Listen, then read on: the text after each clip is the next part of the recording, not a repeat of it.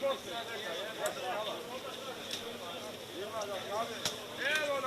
je, baba, mi tamo čekamo vas.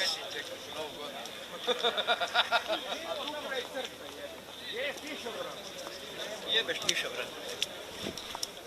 Bog prijatelj. Ti su Šime. Oj, evo. Da si ti tu? Jesi mi dobar?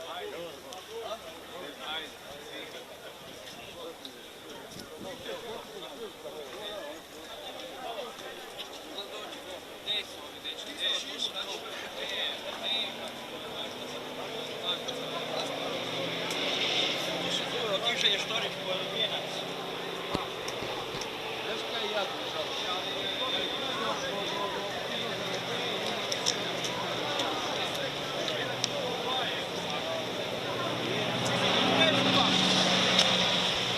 Oni imaju vlak.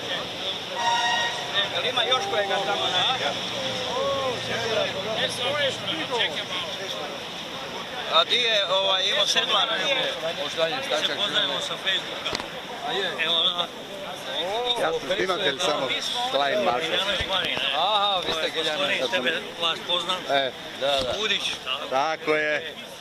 Vidi kako se odmah pozna, vi ste? Konačno. Sad već Jesam li dobar? Molim. Jesam li dobar? Odličan. Tako i treba biti. Dobro, mi kad smo krenuli, onda je bio sunčano. Drži. On je sjeli, što drži. Drži nešto, radi nešto. Nismo se zaboravili, to je najvažnije. Ja mogu snimati, Daj to budno. Dobro si, za razliku od tebe, ne? Zašto? Pa vidiš da sam mlađi, lepši, kaj hoću? Kaj me gledaš tako? Sve sam ti rekao.